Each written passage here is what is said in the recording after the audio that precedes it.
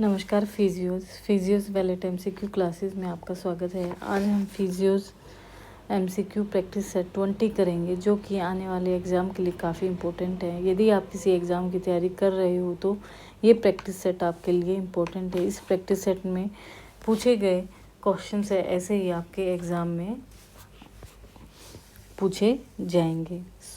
So we discuss next sports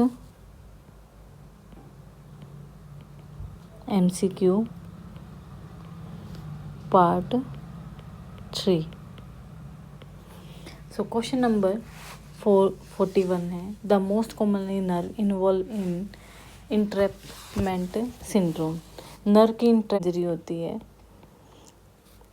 injury होने के बाद क्लिनिकल फीचर्स में पेन पेशेंट को फील होता है। सेकंड स्वेलिंग, और स्वेलिंग कहाँ होगी? स्वेलिंग होगी सॉफ्ट टिश्यू एरियाज़ पे, सॉफ्ट टिश्यूज़ एरिया। देखो, जैसे ही सॉफ्ट टिश्यूज़ पे स्वेलिंग होगी, ठीक है, तो जो सॉफ्ट टिश्यूज़ होंगे वो स्वेल हो जाएंगे, और जैसे स्वेल होंगे तो जो कंपार्टमेंट है, ठीक है, क्या है? कंपार्टमेंट होता है। उस कंपार्टमेंट में बोन होती है, फिर मसल टेंडन होते हैं, लिगामेंट्स होते हैं, नर्व होती हैं, आर्टरीज होती हैं, ब्लड वेसल्स होती हैं। तो क्या करेंगी, जो ये सॉफ्ट टिश्यूज़ हैं हमारे, ये सॉफ्ट टिश्यूज़ कंप्रेस करेंगे किसको? नर्व को इंट्रैप कर दे।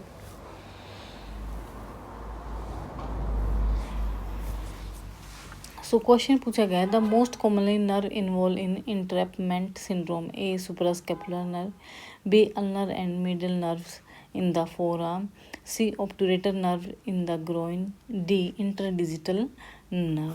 देखो, मोस्ट कॉमनली पूछा गया है, तो मोस्ट कॉमनली जो नर्व इन्वॉल्व होती है इंट्रैपमेंट सिंड्रोम में वो होती है आपकी डी इंटरडिजिटल नर्व। और इंटरडिजिटल नर्व में भी कौन से बोन के बीच में जो नर्व पास हो करते,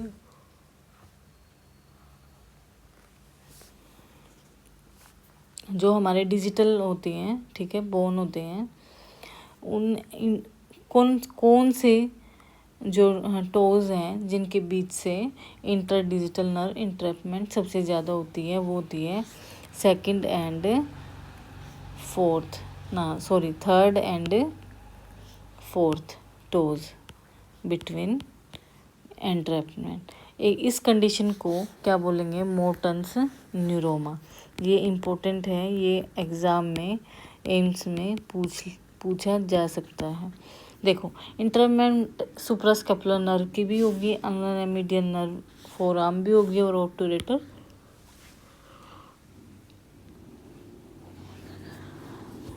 नर्व इन द ग्रोइन भी होगी, ठीक है।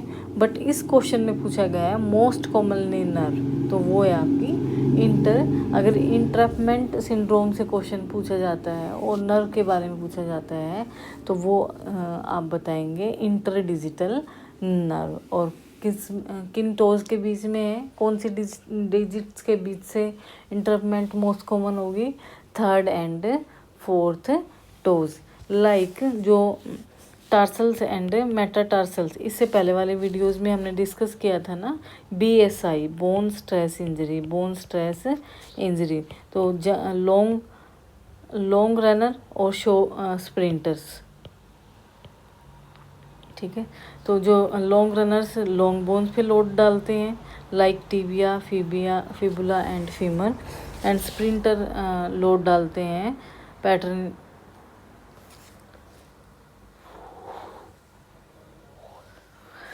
Tarsals and metatarsals. और टार्सल्स और मेटाटार्सल कौन से इन्वॉल्व होंगी? सेकंड एंड थर्ड, ठीक है। नेक्स्ट करते हैं question number 42। How many days approximately blister generally heal in sports person? What is blister? देखो, ब्लिस्टर क्या होते हैं? ब्लिस्टर वो होते हैं, कई बार आपके साथ भी हुआ होगा कि शूज़ लगना, ठीक है, या चप्पल कई बार लग जाती है, नए नए शूज़ पहनते हैं या शूज़ लूज़ हो चुके होते हैं, टाइट शूज़ होते हैं और हम वॉक के लिए निकल जाते हैं, तो जो पीछे से लगना शुरू कर देता है या फिर कई बार टोज़ हमारे शूज़ को लगने लग जाते हैं, ठीक है, या फिर कोई इक्विपमेंट ऐसा स्पोर्ट्स का जो कि हैंड में फील होने लग जाता है, ठीक है, उसको बोलते हैं ब्लिस्टर, जिसको हम अपने लैंग्वेज में बोलते हैं छाले पड़ना। क्या पड़ना? छाले होना, छाले होना, या फिर डेल पड़ना, डेल, ठीक है। सो क्वेश्चन में पूछा गया है कि कितने दिन में ब्लिस्टर ठीक हो जाते हैं इन स्पोर्ट्स पर्सन में। Option A 10 days, B 5 days, C 21 days, D 2 days। So answer here is 10 days। देखो, अब ये जो ब्लिस्टर हैं ये कौन कौन से गेम में सबसे ज़्यादा होते हैं? जो लॉन्ग रनिंग करते हैं, like marathon, runners, rowers, race walkers, triathletes, hikers and military population. अब हम डिस्कस करते हैं कि जो ब्लिस्टर है, foot blister can be prevented, कि फुट ब्लिस्टर को हम कैसे प्रिवेंट कर सकते हैं। तो देखो, आप अपने आप में ही देखो, अगर पैर में पीछे जूता लगने लग जाए तो आप क्या करेंगे? भाग के अगर कहीं पे कोई पेपर या फिर कॉटन मिल जाती है तो वो लगा लेते हैं। कई बार लेडीज़ को भी देखा होगा ना कि वो हील्स पहनती हैं और हील्स लगने लग जाती हैं, तो वो क्या करती हैं? या तो टेप लगाती हैं और या फिर कॉटन लगाती है। तो वियरिंग इन, सबसे पहले से स्पोर्ट्स पर्सन क्या करेगा? Wear new shoes, wearing socks and smearing petroleum jelly, ठीक है, over the socks at the site of friction. तो आप अपने स्पोर्ट्स किट में एक ये भी जेल डाल सकते हैं। कौन सा? Petroleum jelly, petroleum jelly. Adhesive tape apply over the blistered area or blister pad should be applied, ठीक है। adhesive tape अप्लाई कर सकते हैं और ब्लिस्टर पैड। एंटीसेप्टिक्स यूज़ करनी चाहिए और स्टिकिंग प्लास्टर। कौन सा प्लास्टर? Sticking plaster. नेक्स्ट क्वेश्चन है question number 43। In sports person a tennis player with stiffness of the lumbar spine, ठीक है। एक स्पोर्ट्स पर्सन है और खिलाड़ी किसका है? टेनिस प्लेयर का। उसके साथ क्या है? स्टिफनेस होती है लंबर स्पाइन पे। What is the cause? उसका कारण क्या है? मे ओवरलोड ऑफ विच मसल। देखो, टेनिस प्लेयर है, जो टेनिस खेलते हैं, तो ओवरहेड गेम है। क्या है? Over head game.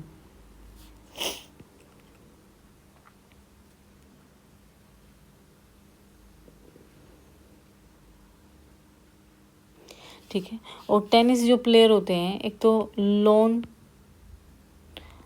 टेनिस और एक होता है शॉर्ट, ठीक है, एक तो खेलते हैं। तो अब बताइए कि कौन सी मसल्स पे सबसे ज़्यादा ओवरलोड रहेगा? A rotator cuff muscle, B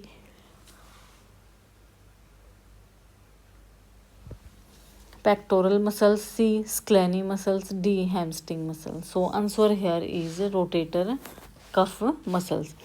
देखो, अब क्वेश्चन ये आ सकता है कि टेनिस प्लेयर है, स्पोर्ट्स इंजरी में एक टेनिस प्लेयर है, उसको सबसे ज़्यादा कौन से एरिया में स्टिफनेस फील होगी? वो उसका आंसर होगा आपका लंबर स्पाइन। और जब स्टिफनेस ऑफ लंबर स्पाइन होती है तो उसका कारण क्या है? कारण ये है कि जो उसकी रोटेटर कफ मसल्स है वहाँ पर क्या होगा? ओवरलोड होगा। क्या होगा? ओवरलोड। देखो, मैस्क्यूरेड क्या होता है? मैस्क्यूरेड एज स्पोर्ट्स इंजरीज, ठीक है। जैसे कि हम बोल देते हैं ना स्पोर्ट्स इंजरी, ऐसे ही हम स्पोर्ट्स टर्म में बोल सकते हैं मैस्क्यूरेड। Every athletic activity involve movement of joints and limbs in coordinated ways to perform a task. ठीक है, देखो एक टास्क को परफॉर्म करने के लिए बॉडी के अंदर मूवमेंट्स और जॉइंट्स एंड लिम्स का कोऑर्डिनेट होना बहुत ही ज़रूरी है. These activities include running, jumping, throwing, stopping and kicking. The task may include throwing a ball. देखो एक टास्क है throwing a ball, hitting a ball, kicking a ball, jumping over, propelling the body through air or water. Individual body segments and joints collectively called links. तो इसको हम क्या बोलेंगे? Links बोलेंगे. The sequencing of the, जो ये sequence बनती है ना, इस सीक्वेंस को बोलेंगे हम link. Is called the kinetic chain. Tennis player with stiffness of lumbar spine में overload the rotator cuff muscles. और कौन कौन सी है हमारे रोटेटर कफ मसल्स? वो हैं आपकी सुप्रास्पाइनेटस, सुप्रास्पाइनेटस, infraspinatus,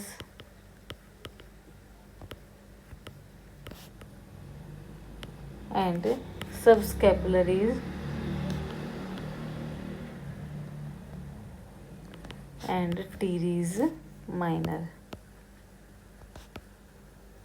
और क्या अवॉइड, कौन सी मूवमेंट अवॉइड कराएंगे रोटेटर कफ इंजरी में? वो कराएंगे हम external rotation. Okay, next question number है 44. The neurons that detect noxious stimuli and transmit a nociceptive message to the spinal cord are called A nociceptor, B danger receptor, C chemical receptor, D both A and B. अब देखो ये जो नोसिसेप्टिव्स हैं, ठीक है, ये body के हर एक पार्ट में छोटे छोटे, ठीक है, जो ये हमारे नोसिसेप्टर्स होते हैं, रिसेप्टर्स, ठीक है. और कौन से रिसेप्टर? नोसी रिसेप्टर, जो कि नोक्सियस स्टिमुलाई को, नोक्सियस स्टिमुलस को डिटेक्ट नोक्सियस स्टिमुलेट. तो नोक्सियस स्टिमुलेट को कौन डिटेक्ट करता है? वो करता है नोसिसेप्टर्स. और नोसिसेप्टर्स लोकेटेड होते हैं, located in almost all tissue, ठीक है, ऑलमोस्ट ऑल टिश्यूज. देखो जो नोक्सियस स्टिमुलाई है, इसको कौन डिटेक्ट करता है? वो करते हैं नोसिसेप्टर्स. और nociceptors located in almost all tissue of the body. तो क्वेश्चन ये पूछा गया है कि neurons that detect noxious stimuli and transmit a nociceptive message to the spinal cord are A nociceptors, B danger receptor, C chemical receptor, D both A and B. Answer here is D. Nociceptors feel करेंगे और इनको क्या बोला जाएगा? Nociceptors को, इन receptors को बोला जाएगा डेंजर रिसेप्टर्स. देखिए यहाँ, a noxious stimulus is one that is actually or potentially damaging. The neurons that detect noxious stimuli and transmit a nociceptive message to the spinal cord are called nociceptor or danger receptors. Nociceptor are high threshold neurons. ठीक है, जो nociceptors हैं ये high threshold neurons हैं, which means that they respond to stimuli that are approaching और surpassing that which is damaging to the tissue in which the neuron resides. Nociceptors are mostly thin neurons and many are not myelinated. ठीक है, nociceptors क्या हैं? Thin neurons हैं. अब करते हैं, they fall into 3 nerve fibres हैं. इसमें 3 नर्व फाइबर्स हैं इनके. ए बीटा जो कि फास्ट और माइलिनेटेड न्यूरॉन्स है, A delta slow myelinated neuron, और सी फाइबर का आपको पता ही होगा, very slow dull and unmyelinated neurons. Next question है हमारा 45, which of the following fibers is responsible for sharp localize pain. ठीक है, sharp localize pain, A alpha, B A beta, C A delta and D C fiber. So answer here is A delta. ठीक है, देखो ए अभी पीछे question में किया था, ए बीटा हमारे fast and myelinated neurons, A delta slow myelinated, और C very slow and dull pain and unmyelinated neurons. Next question है question number 46, which neurotransmitter is most associated with pain transmission in the spinal cord? A serotonin, B acetylcholine, C glutamate and D dopamine. Dopamine Parkinson, acetylcholine myasthenia gravis। ठीक है, so answer here is glutamate. Next question है 47, which scale is commonly use to assess pain intensity in adults? A Barthel index, B visual analogue scale. Pain के लिए कौन सा scale use करेंगे pain intensity check करने के लिए? वो करेंगे हम विजुअल एनालॉग स्केल। ठीक है, वास स्केल। एपगार स्कोर कौन सा होता है? एपगार होता है जैसे कि बर्थ होता है बच्चे का। ठीक है, जैसे ही बच्चा जन्म लेता है, बर्थ होता है, बर्थ होते ही चाइल्ड जो स्पेशलिस्ट होते हैं वहाँ पर प्रेजेंट होते हैं, और चाइल्ड स्पेशलिस्ट जो डॉक्टर होते हैं वो ये बच्चे के अंदर चेक करते हैं, 5 पॉइंट्स चेक करते हैं। ठीक है, 5 पॉइंट्स, उसको बोलते हैं हम एपगार स्कोर। उससे पता लगता है कि बच्चे में क्या दिक्कत है और क्या दिक्कतें नहीं हैं। नेक्स्ट क्वेश्चन है question number 48, the pain gate control theory of pain was proposed by A Sherrington, B Melzack and Wall, C Descartes and D Pavlov. So answer here is Melzack and Wall. Question number 49 है, chronic pain is defined as pain lasting longer than. देखो, acute pain is a short period of time, subacute between period of time, and chronic pain is 3 month pain of time. A 3 days, B 1 week, 3 months and D 1 year। So answer here is 3 months। Next question है question number 50, which of the following is not a feature of neuropathic pain. Neuropathic pain का features आपको नहीं, not a feature.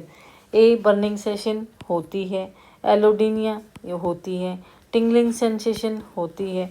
एलोडीनिया means pain due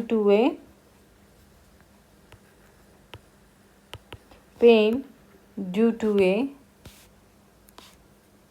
non-noxious stimulus।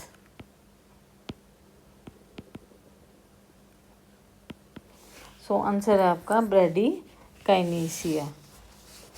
Next question है question number 51, pain felt in a part of the body that is a no longer present is called A referred pain, B psychogenic pain, C phantom limb pain, D visceral pain. So answer here is phantom limb pain. Pain felt in a part of the body. There is a no longer present. Referred pain means radiculopathy pain. Radiculopathy pain. कहीं nerve compress हुई है और compress होने के बाद उसी root value पे जो पेन आ जाता है उसे बोलते हैं हम referred pain. B psychogenic pain, जो साइको पेन होता है, and D visceral pain means organs pain.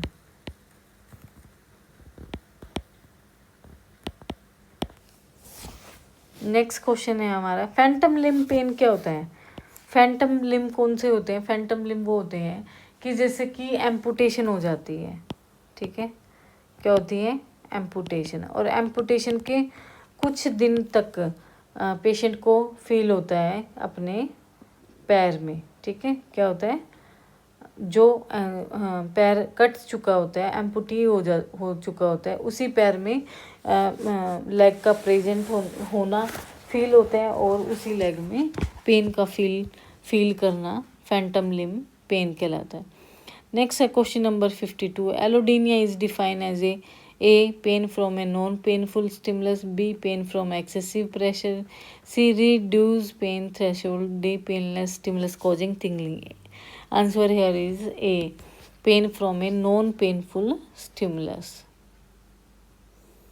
Next question है question number 53, the most appropriate modality for acute pain. देखो अक्यूट पेन में हम क्या यूज़ करते हैं? ए मोस्टेटिव, B TENS, C cryotherapy, D ultrasound. So answer है क्रायोथेरेपी। नेक्स्ट क्वेश्चन है question number 54, C fibres are responsible which type of pain sensation?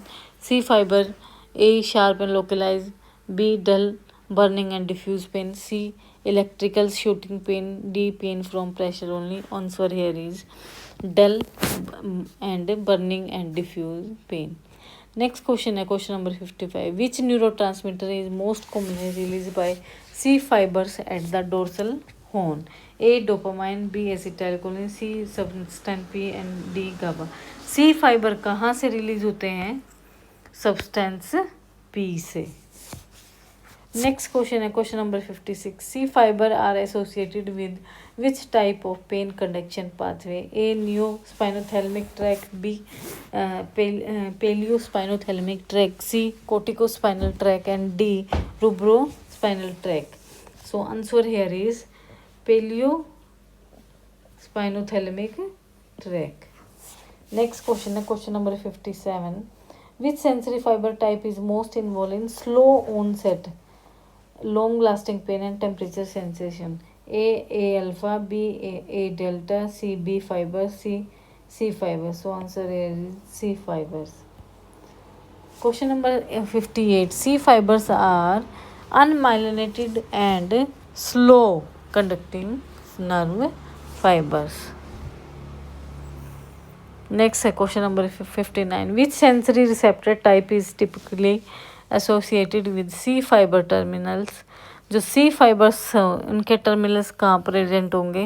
A Pacinian corpuscles, B Meissner corpuscles, C nerve endings, D Ruffini endings. So answer here is nerve ending के पास present होते हैं कौन से fibre? C fibres. Next है question number 60, osteosarcoma most commonly affect which part of the bone in athlete? ठीक है, in athlete. A epiphysis, और याद रखना ओस्टियोसार्कोमा, A epiphysis, B diaphysis, C metaphysis, D cortex. So answer here is metaphysis. अगर मेरी videos आपको अच्छी लगती हैं तो प्लीज़ मेरी वीडियो को लाइक करें, सब्सक्राइब करें और ज़्यादा से ज़्यादा शेयर करें। मिलते